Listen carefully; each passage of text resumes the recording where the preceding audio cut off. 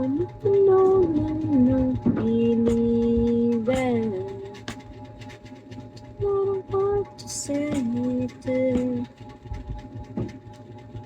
Kaso po kasi matumal pag mag-live ako. Ba't matumal?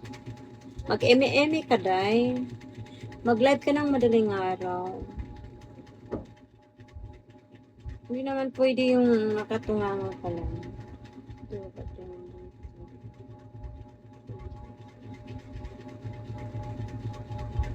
Dapat marunong kang mag-talk, marunong kang magdrama-drama, marunong kang makik-friends, friendly.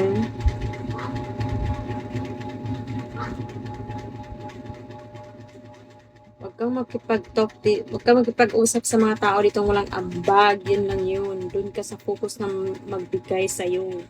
Doon ka sa mag-focus ng sinong nag-support sa'yo.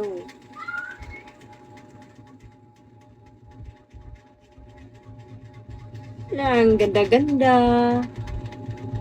Pa-cute-cute ka lang. Pero, hindi naman ka mapuntahan sa mga viewers kapag mag-live ka ng kunwari, kahit 3 hours yan, pero first live mo, nag-ano ka lang, half hour or 20 hours. Kailangan mo mag-live ka ng ano yun, ipa-boosting live mo yung account mo. Ganun. Dul, yung manipis na damit suotin mo, tumahimik ka, wala kang ambag, buisit ka, lumayas ka. Manipis. Ikaw na ang magsuot ng manipis. Namin. Nasa'yo naman yun kapag sumusunod ka o hindi. Kailangan magawa ka ng mga admin.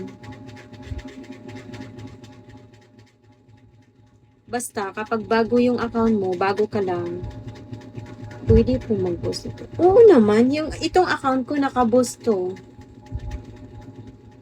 Kapag mag-chat ka lang sa mga Bigo admin. Especially yung mga level 1, kagaya sa akin. Kaya hindi ako mag-recharge kasi gusto ko lang nakababa ng level kasi maraming benefits yung level 1.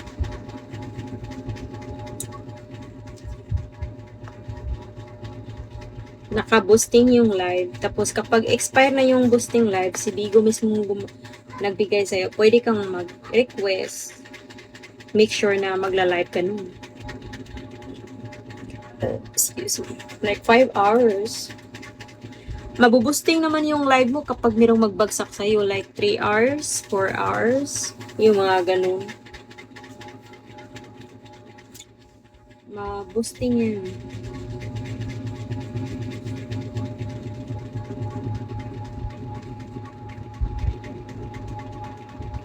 Gayang ganito. Nakatanggap akong ganito.